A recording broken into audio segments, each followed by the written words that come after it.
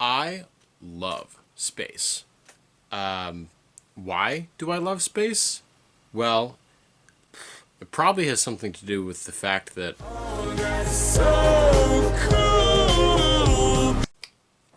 thanks, Mark.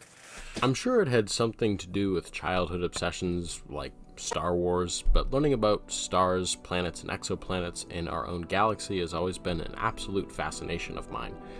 I always sort of knew that I wanted to create my own sci-fi universe, like how the heavy hitters up in Hollywood did, but I never really knew what avenue to go down to go about that. When I was around high school age, following the allure of games like No Man's Sky Elite Dangerous and my personal favorite, the as of now unreleased Star Citizen, I was inspired to make a sci-fi universe of my own. It would be this living, breathing world with a ton of unique spaceships, a bunch of well-developed alien races with their own languages and customs, and a fully fleshed out set of star systems that were mostly based off of real stars and exoplanets that we currently knew about. At the time, I thought that I was going to make a video game about it, so I took some programming classes in high school and started to develop my own sci-fi world. It would be this full-on space simulator game, the whole 9 yards. And then I realized I was terrible at programming and the idea sort of fizzled out.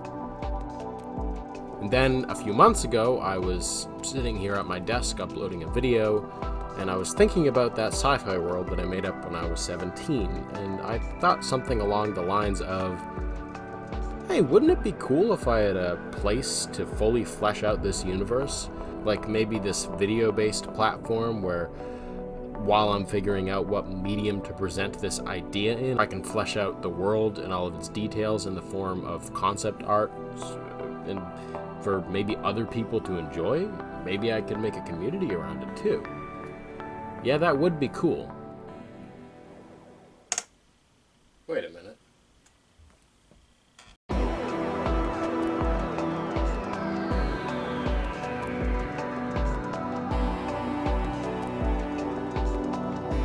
The setting is in the early 3000s, humanity reaches out into the cosmos, well into the folds of its own explorative space age, with hundreds of planets under the jurisdiction of humanity's main governing body, the United Star Systems of Earth.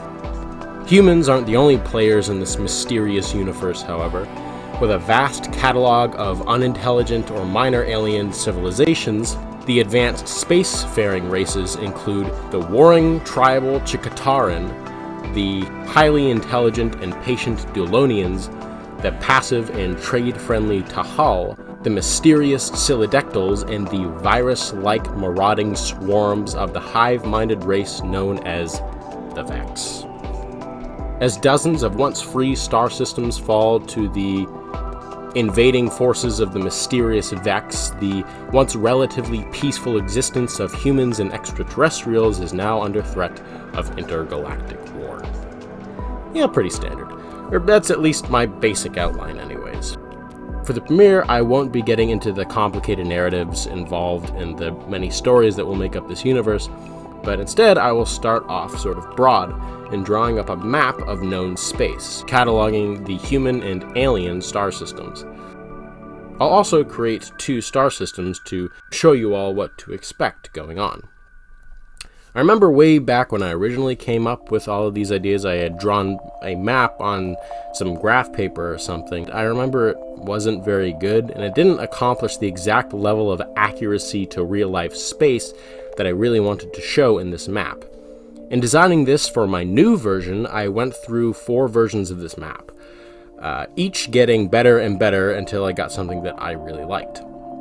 My main goal for this map was to create not only a fantasy world map for the historical events of this world to play out in, but also do it in a way where I used real stars and star systems that we know about, heating mind to be as accurate as possible to what we actually know about the cosmos, and to functionally base these locations off of places that actually exist, or at least that we currently believe to exist. For example, the closest star to Earth, besides the Sun, is Proxima Centauri in the Alpha Centauri system. So, that's the case here as well. I didn't go so far in any of the maps as to include all of the stars. I left out the relatively minor ones that aren't visible to the unaided eye, or at least most of them. So dim stars like Bernard's star or Lewitton 16 that are relatively close to Earth in a cosmological sense are sadly not included. The basic idea behind the construction of this universe that you probably should understand is that internal hyperdrives, like you would have in a universe like Star Wars, don't exist here.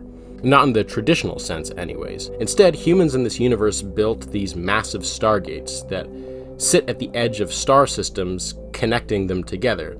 These gates would act like tunnels through space-time, and they would allow travel between the systems to take minutes or hours instead of centuries like it would in the real world.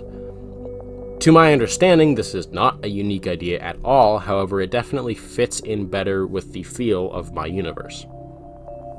Designing the 12-ish diameter light-year bubble around the solar system was actually relatively easy, as the stars here and their locations are relatively common knowledge, so I didn't really have to do a lot of digging to get that information. I got all of the information that I needed off of Wikipedia. They have this page that's a catalog of the closest stars, and there was a little map there that aided in me getting the locations right. But when it came to getting outside of that bubble, things started to get a little tougher. Even though it was still easy to get the names of the stars within 100 light years of Earth, getting their locations and distances correct was pretty difficult. I knew where I wanted to place each of the major alien empires, so to speak, so that actually stayed relatively consistent throughout the whole process. Humanity is in purple for most of the iterations, but white in the final map. The Qatar, which we'll just call the Qatar for ease of pronunciation, is in orange. The Duolonians are light blue. The Silidectal are dark blue. The Tahal are green. And the Vex are red. These, as I sort of mentioned, aren't the only aliens out there. There's a lot more, but these are the main spacefaring races that have multiple star systems under their belts. It was at this point where we got to the relatively far star systems that things sort of began to fall apart. A mistake that I also made was not knowing the proper scale of this map, as I thought I wanted it to take up a relatively large swath of the galaxy as my original version did. But the issue here is we have very little information about things super far out in our galaxy. So in the first and second maps, I settled with just using real star names for naming the systems, even though they weren't based off of any real stars. However, this left me relatively unsatisfied. Another strategy I used was naming the stars in the quote-unquote alien languages, but aside for one vague outline, I didn't really know what the languages would sound like. So those first two versions were flops in my eyes. They started out strong, but then kind of fell apart as I had no clear outline, in my head at least, to go off of. So I took a break and did some digging, and through Anton Petrov's brilliant True Science YouTube channel, I discovered the relatively hard to find Gaia star map. A fully accurate map that is super heavily detailed, I think out to about 1,000 parsecs or something, which is about 3,000 light years in diameter. It was technically smaller than the maps that I was making up to that point, but the higher level of detail meant that that aspect mattered way less. So using first the zoomed in version and removing all of the minor stars that I was not going to include, I created an outline that started to look really quite promising. And with each successive map, I fit the smaller maps inside of it the best way that I could to preserve the proper level of detail. I did this all the way out to the 1,000 parsec map, and then I divided the available space up into the separate territories. And I technically got exactly what I wanted, which was a hyper-accurate map with all my fictional locations overlaid onto it. However, in an ironic turn of events, it was almost too accurate, like it was sort of crammed, with way too many star systems and celestial bodies to reasonably explore in a series like this. Authors do and skip over kind of unimportant star systems. I knew that I wanted a good, detailed skeleton so I could catalog every single star, planet, and moon in every single system. So I started again with the same Gaia star maps. That part wasn't the issue. But this time, instead of letting the size of the map dictate the story that I wanted to tell, I let the story decide the size of the map. I'll go over the timeline and the specific events in another video, but I laid out every event that I had come up with between the years 2022 and 3022, the present day of this universe. And having a better idea of the history of this world let me come up with the fact that humans in this universe would have maybe about 300 some odd years to explore the universe beyond the solar system, after the creation of the Stargate. As an important little detail, yes, these stargates do allow you to travel faster than light, but they have to be built in both star systems in the first place, which means that until humanity builds a gate in each system, they're limited to the speed of light as an exploration speed. So, for example, the system that I talked about before, Alpha Centauri, is about 4.5 light years away from Earth. So from the creation of the Stargate, it would take them 4.5 years to get there and build the gate. Then a star like Sirius, that's 8 light years away, would take 8 years. Tau Ceti would take them 10 years to get to, TRAPPIST-1, 40, and so on. Once these gates are built and the infrastructure is there, ships can fly between them in mere minutes. But the expansion rate of human exploration in this universe is limited to the speed of light. So, with that knowledge in mind, I not only used that to come up with the size of the map, but it also let me place the territories of the alien races, knowing how long it would take to make first contact with each of them. That meant that I knew how far away from Earth to put their territories. I knew I only had to use the 100 parsec map now, so I connected the known stars with these jump gate routes and added a few minor ones to fill in the space between them. I guess I will have to come up with a few locations to make the map feel as real as possible, which at the end of the day isn't a super bad thing. So after that, it was relatively easy, if not a bit tedious, to make the final map, with all the labels and color-coded locations, nebulae and gas clouds, and so on.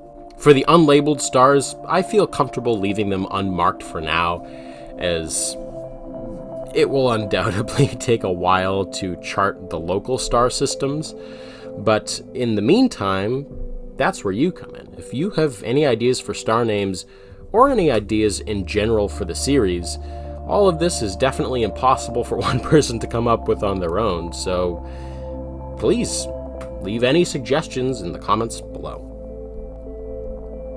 The map is available on my DeviantArt and can be downloaded in high definition for free if any of you want to get a relatively good understanding of where things are in this universe that I might mention. Before I leave you guys today, I'm going to show you my thought processes in how I'm going to build each of the star systems with 2 systems, the solar system and the Alpha Centauri system. We'll start with the solar system, which is honestly pretty easy, as that takes no speculation, as we know exactly what's there. So I did a few things before I got started in the maps for these systems. The first is I made these little planet archetypes to put on the maps, so that I had icons for like the different planet types, if that makes sense. I used existing planets that we knew about to inform which quote-unquote types I should make.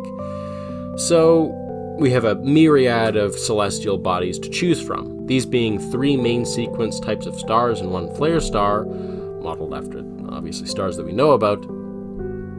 and we have a few gas and ice giants, heavily volcanic planets, a few desert planets, a few terrestrial planets, including oceanic worlds and continental planets like us, and planets like Venus, where the atmospheres are very thick. We also have Arctic planets or ice planets, and barren rocky worlds like our moon. I think that covers most of our bases.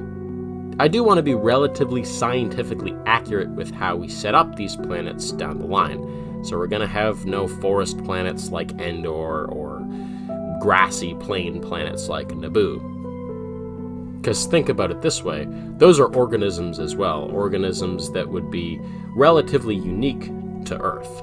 But even with all that said, we're going to leave the fleshing out of the surfaces of these planets for another video. For right now, I will walk you through how I set up the solar system. This one, like I said, didn't take that much guesswork, as we know all about our solar system. To start off, the Sun here in the middle is what scientists refer to as a G-type star, which puts it right in what is called the main sequence of stars. For our purposes, that's not important, but all you need to know is that puts the habitable zone at 1 astronomical unit, or AU. For those of you who don't know, an AU, or astronomical unit, is a measure of distance that scientists use to measure distances between celestial bodies. An AU is equivalent to about 93 million miles, but you can also think about it in the frame of mind where an AU is equivalent to the average distance between the Earth and the Sun. So the closest object to the Sun, like in real life, is a large space station called Sunspot Station.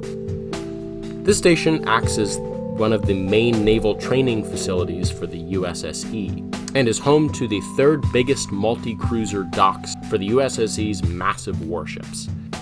Sunspot Station sits at a toasty 0.1 AU from the Sun. But due to the heavy radiation protection, this massive facility is a relatively safe place to be. These space stations can be spotted in these maps by the teal star symbols. Next out from the Sun is at 0.4 AU, and it's the planet Mercury. With very few attractive qualities, it's not been permanently settled, and neither has the next planet at 0.7 AU, the hellish Venus. I'll get into it more in the future, but many of you probably know why it's not exactly a great place to build a house. Third out is planet Earth at 1 AU. The 25% of its surface that isn't covered by water is covered mostly by city at this point. Urban creep has fully taken over, and the heavily urbanized Earth is the most populated planet in USSE space. It has a whopping 6 spaceports on its surface. You can think of these as, airports, but for space. One in New York, one in Rio de Janeiro, one in Paris, one in Tokyo, one in Cairo, and one in Sydney. The big locations in this hub of space travel don't stop there, however, as Earth has 3 orbital space stations. The closest being Lincoln Transit Station, or LTS. This is the largest of the 3 and the main travel hub for anyone wishing to come to Earth. The second station here is the Orion Station. This station specializes in non-sentient hauling, so like any foods or materials or tech, etc. that might find themselves being shipped to the system, usually stops off here. Think of it as an orbital truck stop. Let's just say if you're a cargo hauler stationed in the solar system, you'll become very accustomed to docking here. The third station is surprisingly the smallest. I say surprisingly as it's a military location. Known as Sunfall Station, it's a counterpart to Sunspot Station. This station's purpose is to act as the main dock for the three main USSE flagships in times of peace. These ships being the Eagle, the Apollo, and the Challenger. I bet you can probably tell where I came up with those names. Unfortunately, these ships haven't been docked here for some time. The final station in Earth's airspace actually orbits the Moon, and it's creatively called the Lunar Naval Station, the largest naval station in all of the USSE. Speaking of the Moon, there is one large city here. It's grown relatively large and wealthy due to its proximity to Earth. and it is called Tranquility City. Mars is at 1.5 astronomical units away. It's terraformed in this day and age. Now, as a quick side note, terraforming in this universe is going to be a bit more limited than in other sci-fi universes. So you won't be seeing any forests or tropical beaches on Mars. Its surface is still relatively cold, and a breathing apparatus is still functionally required for anyone living in the 3 main cities here. Those cities being Olympia, Tharsis, and Isdis. If you haven't been able to tell by now, these cities on both Mars and the Moon are named after real landmarks on these bodies' surfaces. In real life, Mars has 2 moons, Deimos and Phobos. Those are missing here sort of on purpose. I'll reveal why when I get to the timeline in a later video, but in their stead are 2 space stations, those being the Phobos Memorial Space Station, which is another transit station like the Lincoln Station on Earth, and the other is the Zeus Naval Base. There is a space station near the dwarf planet Ceres in the asteroid belt that acts as this massive mining station for any materials found in the relatively lucrative belt. Now at 5 AU away, Jupiter and its moons. I'm pretty excited about these, as this concept is one of the ideas that's been waiting around in my head since the beginning of all this, way back when I met it in high school. The theme of Jupiter and its system of moons is sort of inspired by ghost towns that were abandoned after the gold rush in California. I'll explain. So in the mid-2400s, Jupiter and its moons were possibly the most economically important places beyond Earth, as not only were the sights of its beautiful moons amazing to travelers, it was also home to the first ever hydrogen gas mine. In the early days of space travel, a few entrepreneurial individuals came up with the idea that you could mine hydrogen gas from these planets made out of mostly hydrogen gas to sell refined as starship fuel, as hydrogen gas is one of the main components in rocket fuel. Imagine just this massive oil rig sitting aloft above Jupiter's massive hydrogen clouds. Only in the modern day of 3022, the once bustling rig now sits dark and abandoned in Jupiter's sky. The only settlement is on the 3rd moon Ganymede, and that too lies abandoned, a ghost town in outer space, with a derelict space station orbiting up ahead. The only, inhabited spaces, if you can call them inhabited in Jupiter's system, is the military checkpoint called the Jovian Station, and the small landing docks on the volcanic moon Io and the ice moon Europa, respectively. Out at the 10 AU mark is Saturn and its moon Titan. Saturn's atmosphere, being calmer than Jupiter's, still has a functioning and lucrative gas mine, and Kraken City, on the coast of Titan's biggest lake, is an expensive and sought-after place to live. Well, that's for people who either like to stay inside or like the cold. The only spaceport here is orbiting Titan, and it is Goya Station. Uranus and Neptune, sitting at 19 and 30 AU respectively, are relatively untraveled due to how far away they are and how little they have in the way of lucrative materials. However, they, along with the dwarf planet Pluto and the Kuiper Belt, make well-known landmarks for travelers going in and out of the solar system.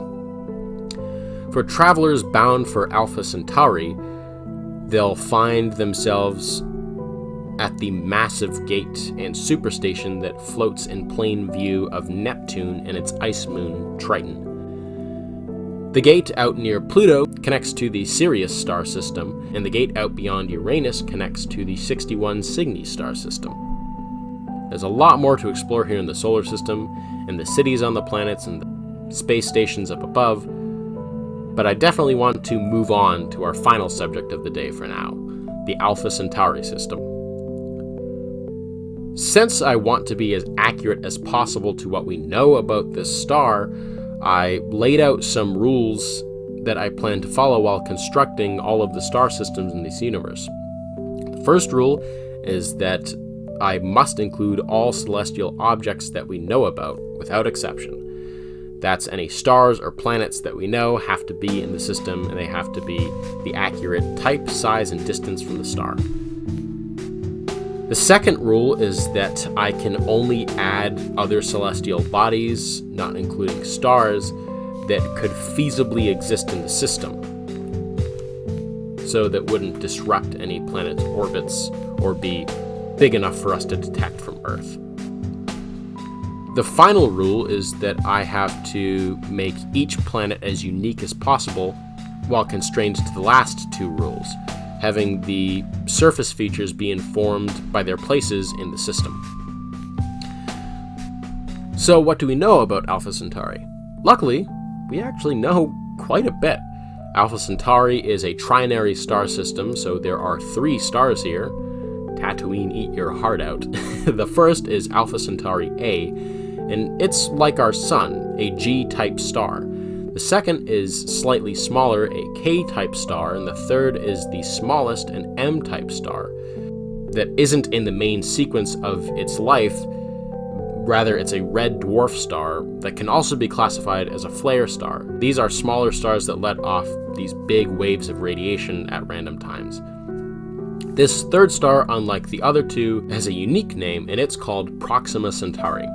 We know about 3 planets orbiting Proxima Centauri. One sits at 0.02 AU, and it's this scorched super-Earth.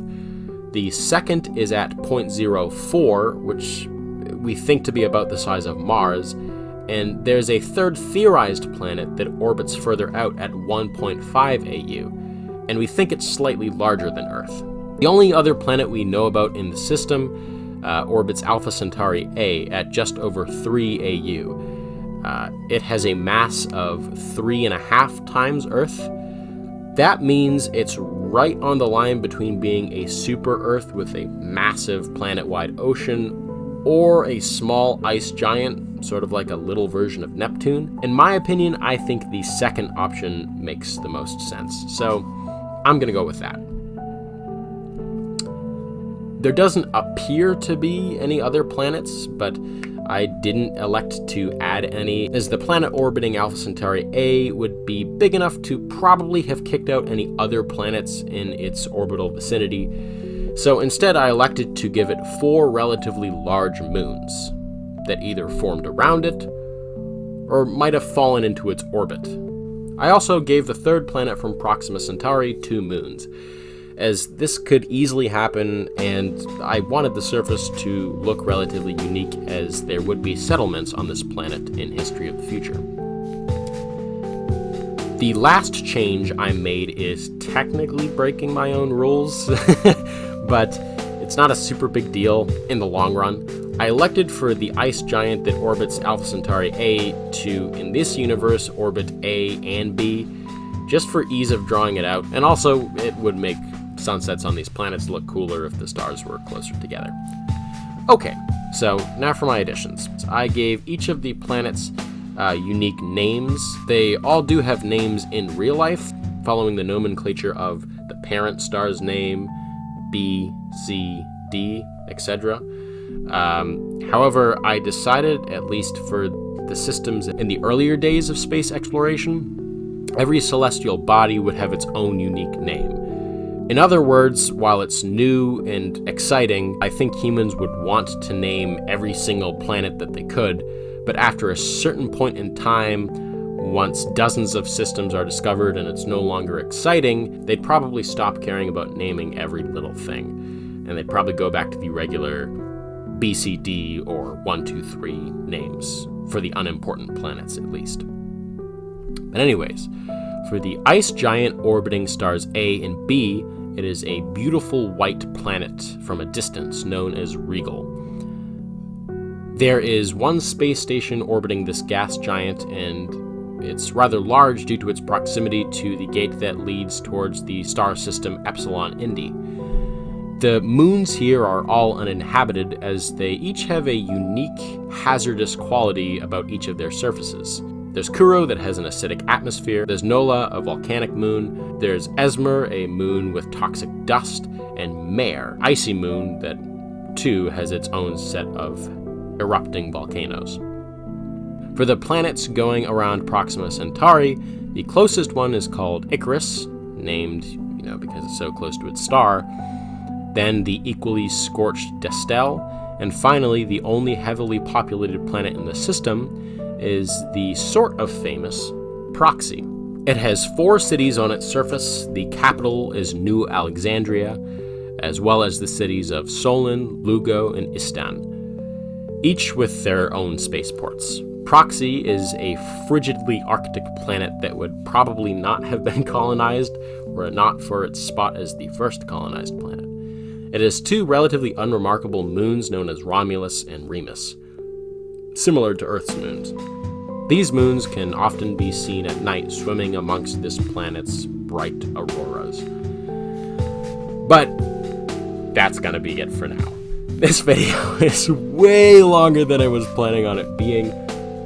I guess I had a lot more that I wanted to talk about in this video. For this premiere, I really wanted to air 2 episodes at once, and in the first one, where I would draw this galactic map in the first 2 star systems, and the second one, where I would draw concept art for the surfaces of each of these planets, and go further into their history and characteristics. But simply put, I have no idea if that's feasibly possible for me to get done in time. Right now, I don't know if I'll have that second video out by the premiere. If it is, you can definitely go hop over to that now if you want to keep learning about the universe of History of the Future.